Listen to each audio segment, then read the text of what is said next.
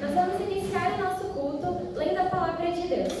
Abramos as Bíblias em Oséias, no capítulo 6, dos versículos 4 ao 6. Oséias, capítulo 6, dos versículos 4 a 6.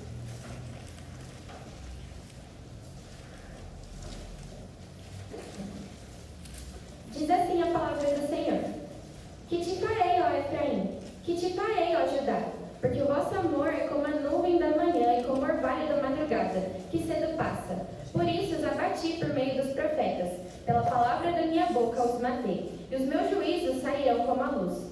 Pois misericórdia quero e não sacrifício, e o conhecimento de Deus mais do que holocaustos. Mas eles transgrediram a aliança como Adão, eles se portaram alevosamente contra mim. Nós estamos unidos ao Senhor por meio de uma aliança e muitas vezes nós não damos valor a ela. Muitas vezes nós não reconhecemos que o nosso Senhor é um Deus que se importa conosco todos os dias. Por isso eu convido a nossa irmã Bruna para que ela faça uma oração de confissão e adoração a Deus nesse momento. Senhor Deus, nós reconhecemos, Pai, que nós pecamos contra Ti e contra Ti somente fizemos o que é mal. Nós somos infiéis ao Senhor, desobedientes e rebeldes, ó Pai. Muitas vezes nós ouvimos a Tua voz e nós não obedecemos. Nós arrependemos, ó Pai, dos nossos pecados. Te pedimos perdão, Senhor, por transgredir a Tua lei, por entristecer o Teu Santo Espírito.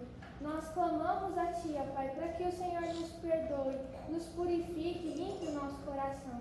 E nós rendemos a Ti, ó Deus, toda a nossa adoração, porque nós reconhecemos que não há outro Deus tão grande, tão misericordioso e tão poderoso quanto o Senhor. Só o Senhor é Deus. O Senhor é Deus misericordioso, o Deus perdoador, aquele que inclina os olhos para nós e derrama sobre nós a Tua graça e o Teu amor que é redentivo. Nós rendemos a Ti toda honra, toda glória, todo louvor e toda adoração. Em nome de Jesus. Amém. Ao som do piano, eu convido os irmãos a ficarem em pé, se possível, para entoarmos o hino 42.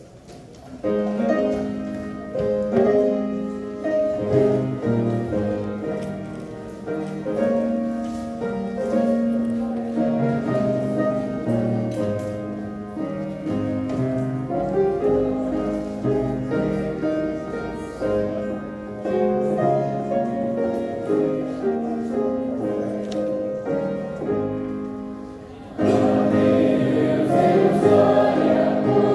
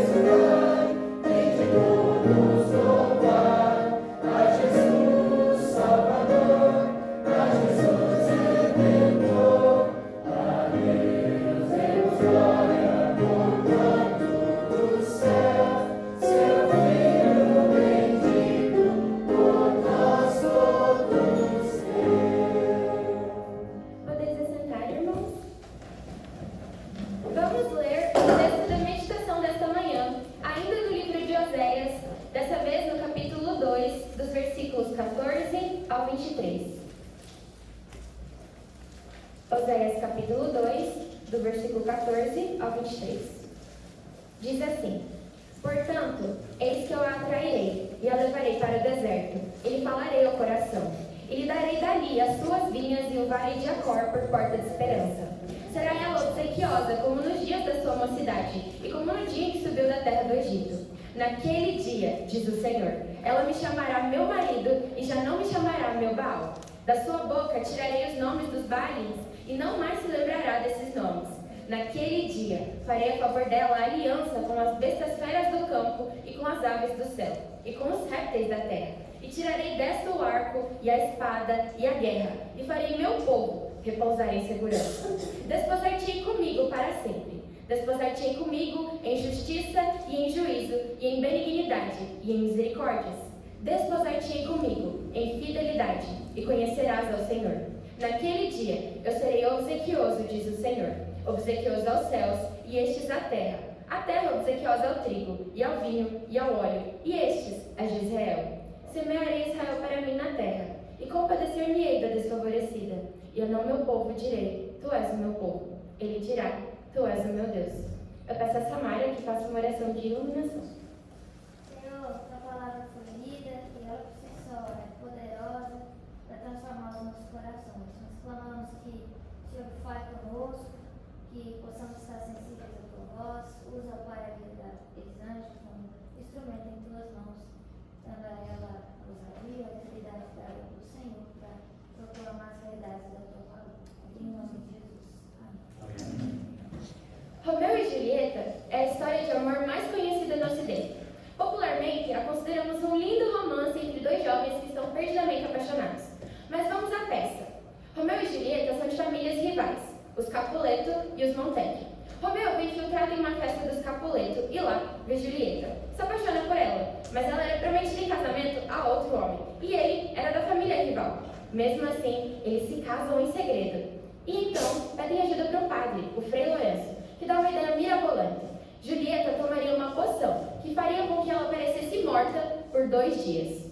Só que ninguém avisou Romeu, e ele, ao saber que a Julieta havia morrido, se mata de verdade. Julieta, quando acorda, pega o punhal de Romeu e se mata também. Porém, um romance trágico de Shakespeare não pode ser comparado à história escrita pelo nosso Deus. E é em Oséias, o profeta do amor, que nós encontramos o maior romance já escrito, não só no Ocidente, mas em todo o mundo. Oséias é o profeta que foi chamado para viver a sua própria profecia. E o amor reconciliador do Deus fiel por um povo infiel e rebelde é retratado nos primeiros 3 capítulos do livro de Oséias. Ele que casou com uma mulher adúltera para mostrar o amor de Deus por Israel e tendo filhos de prostituição com nomes que simbolizavam o juízo de Deus. O profeta fala sobre o julgamento vindouro sobre Israel e a esperança viva da aliança.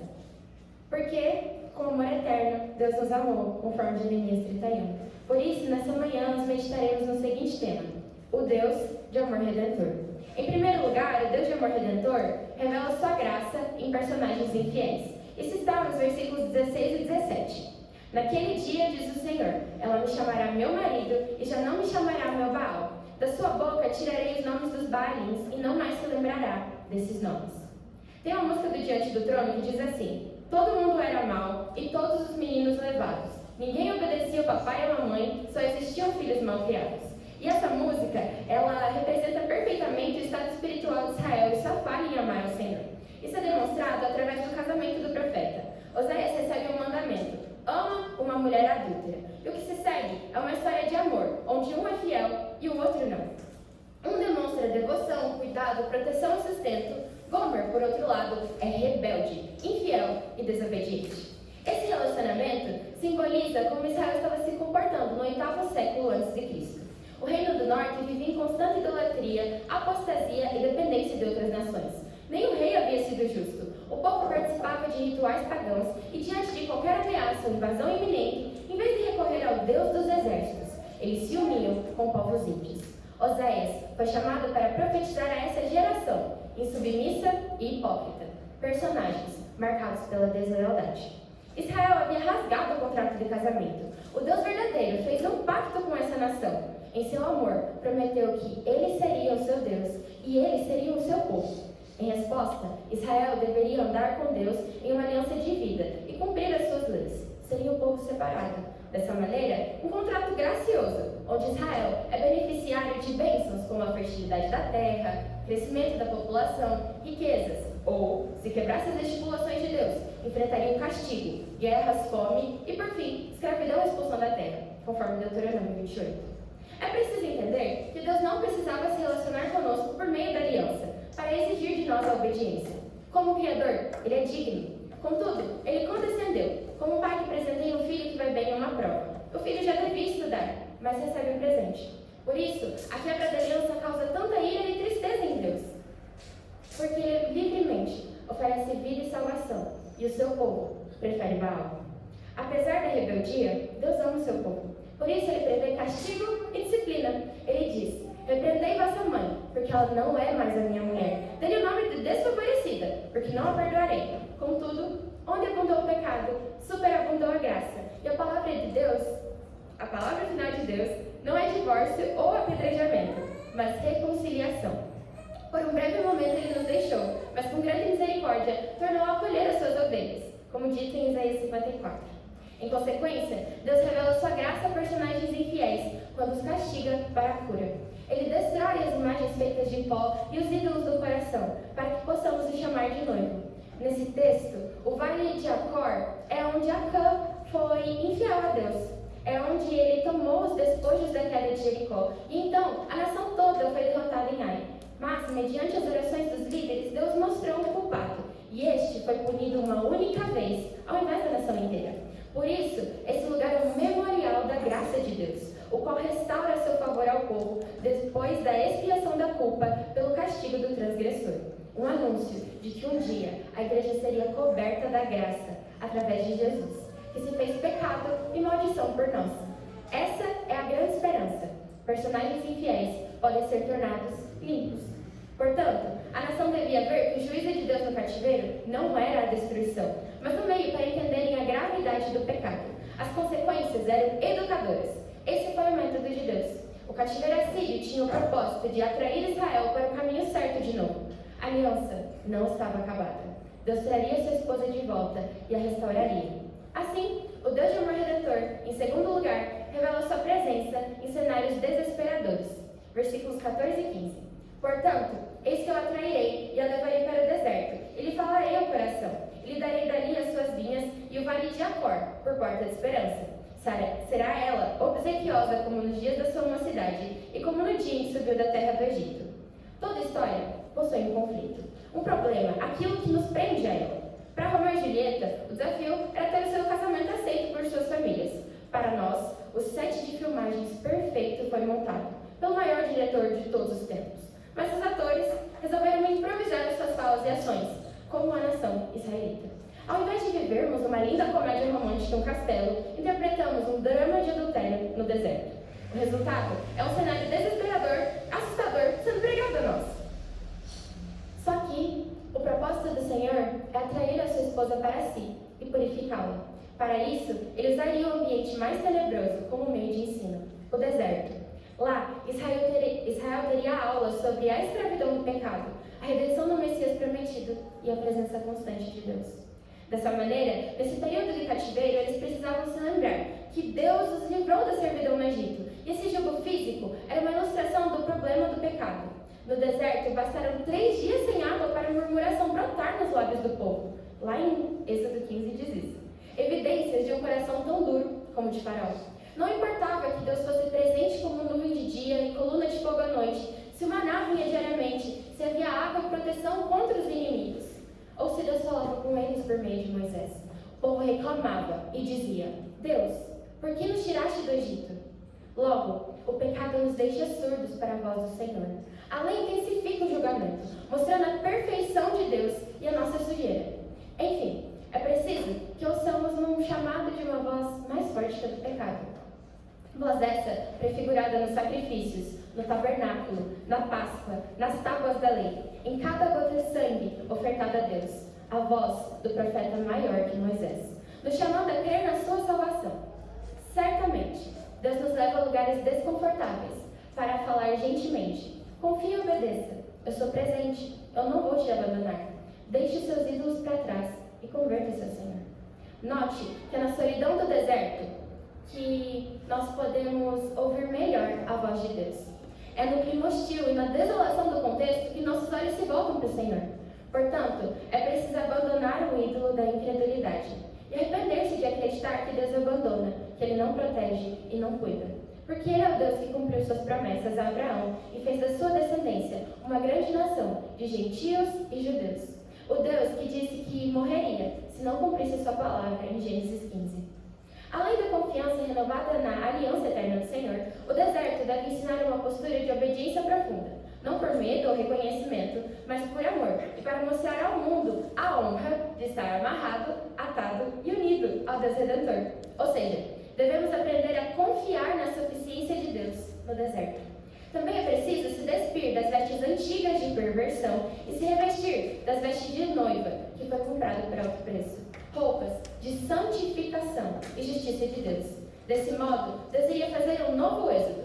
Sua presença seria constante na caminhada em terra estranha. Por isso, era preciso deixar de murmurar, se vestindo de confiança e obediência, crendo na reconciliação.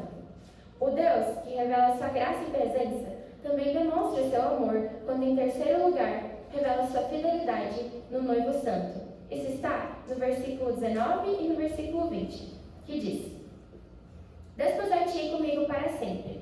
Desposar-te-ei comigo em justiça, e em juízo, e em benignidade, e em misericórdias. Desposar-te-ei comigo em fidelidade, e conhecerás o Senhor. Nos grandes romances da atualidade, nós vemos reflexos da história de Gomer e Oséias, Israel e Deus. Nesses filmes ou livros, nós temos uma mocinha com duas opções de par romântico. O melhor amigo leal, gentil, que morreria por ela. Ou o menino sombrio, moralmente esquisito, que nem olha para ela. E, adivinha, ela escolhe um menino que não olha para ela, o qual ela tem que se desgastar e correr atrás. E adivinha de novo, nós somos assim. Temos um noivo perfeito e santo, que nos ama e sempre nos quer ao lado dele. Contudo, a gente não dá valor a isso. Nós corremos atrás de amantes vazios, incapazes de saciar o nosso coração carente da glória de Deus, assim como Gomer fez com Oséias e Israel fez com Deus.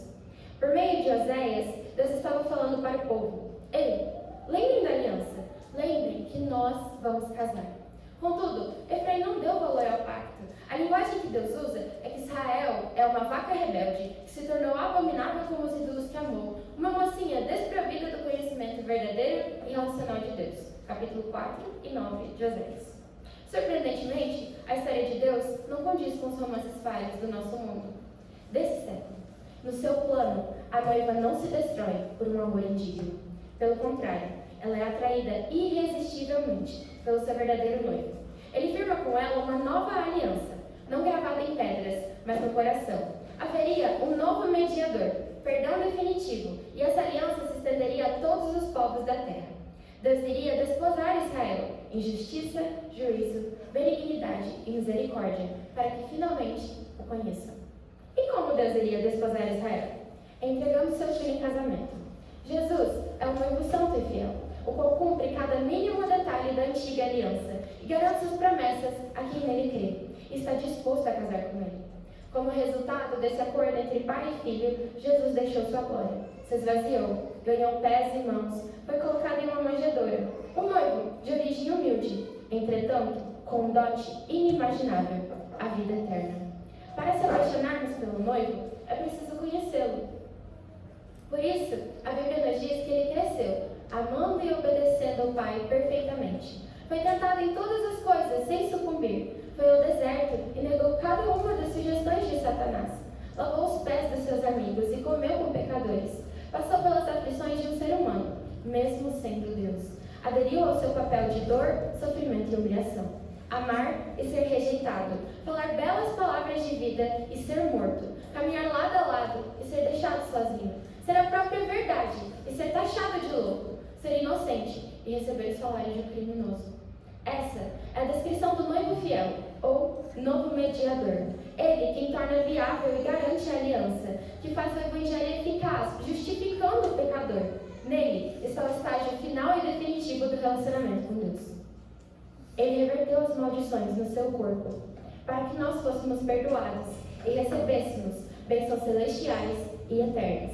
Nele nós temos o perdão total. Ao invés de um sumo sacerdote oferecer um cordeiro para que fôssemos perdoados, foi um sacrifício só, suficiente por todos os pecados de todos os eleitos para toda a eternidade.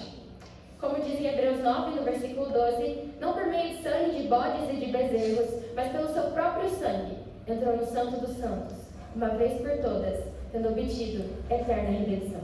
Nessa aliança, o povo é verdadeiramente convertido ao Senhor, porque Ele sela com seu Santo Espírito. Não tem como voltar para trás. Eles foram ressuscitados. E por fim, o noivo não casa com a sua noiva só porque ela tem o seu sangue judeu, mas inclui nas suas bodas os nascidos pela fé, a igreja. Como dito em Ensaio sobre a Luz, do pastor Marco Pérez, pendurado estava o Cristo. Pendurado estava o mentiroso. Erguido do chão estavam os arrogantes e os devassos. Exposto em vergonha estava a prostituta ou travesti, os homossexuais.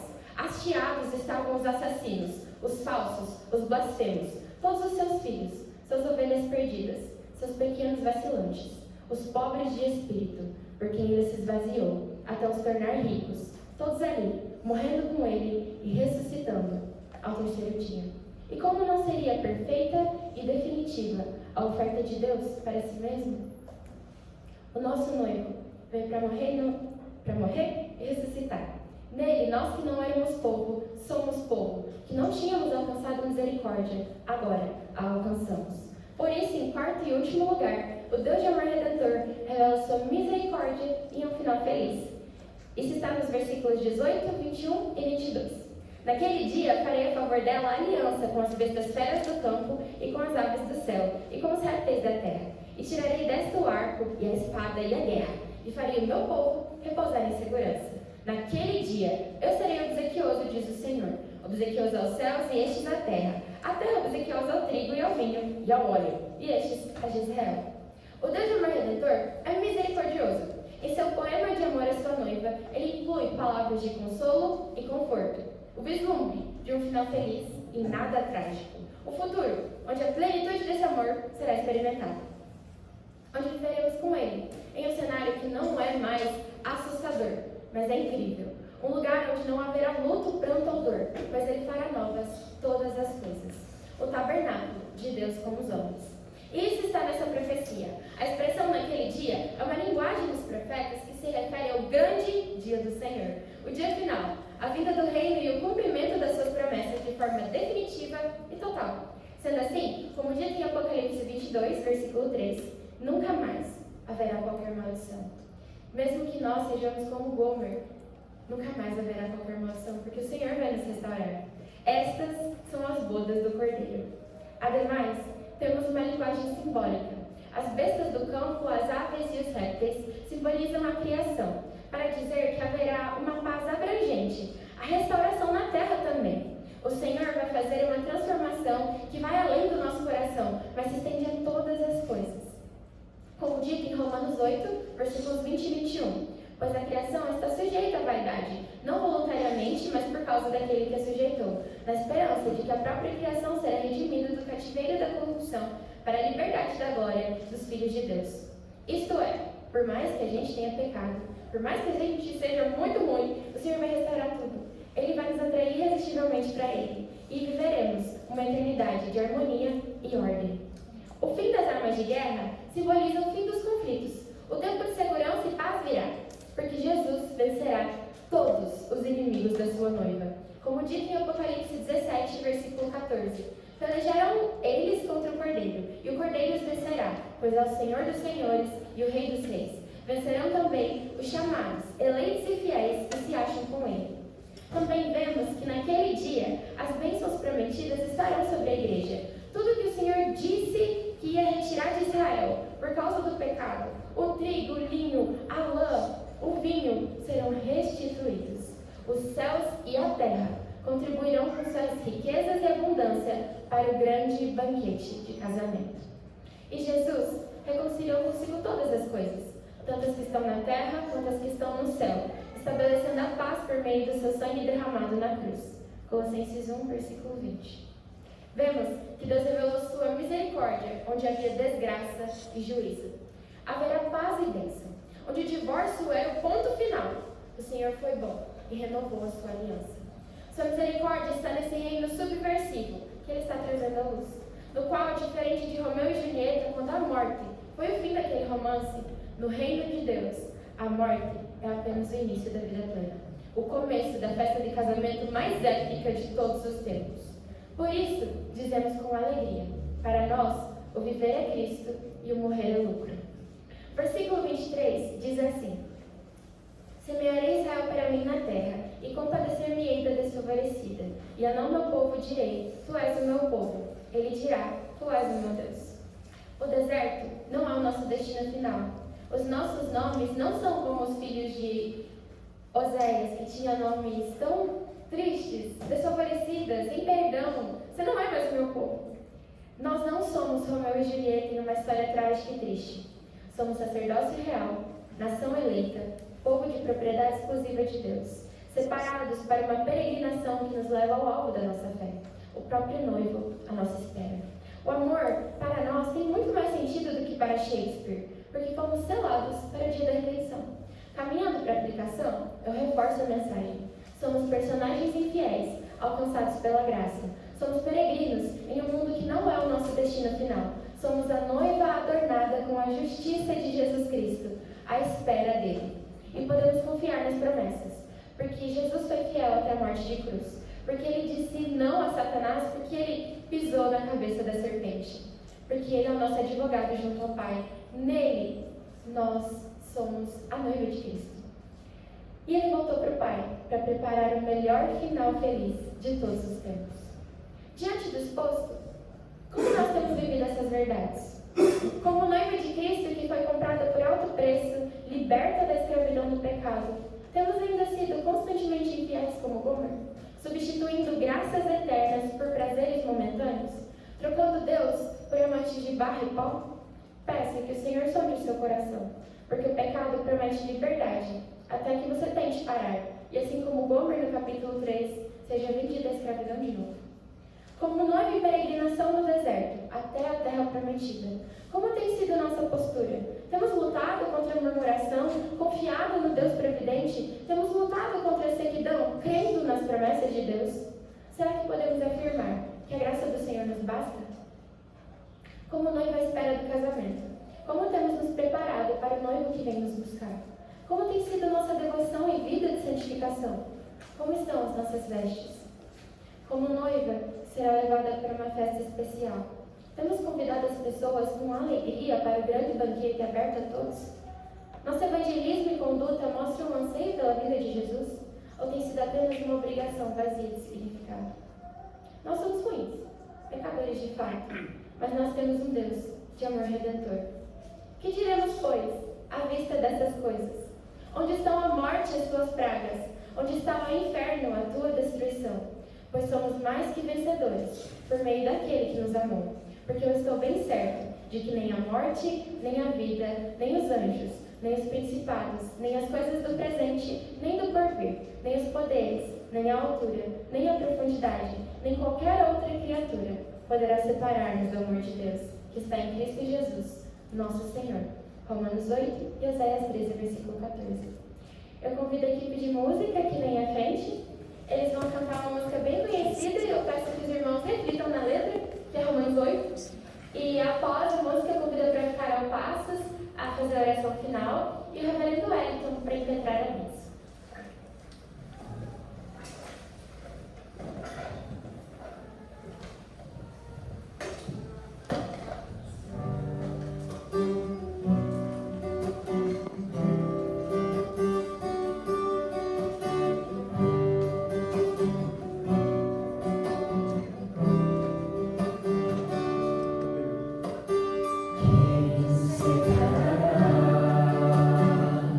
Não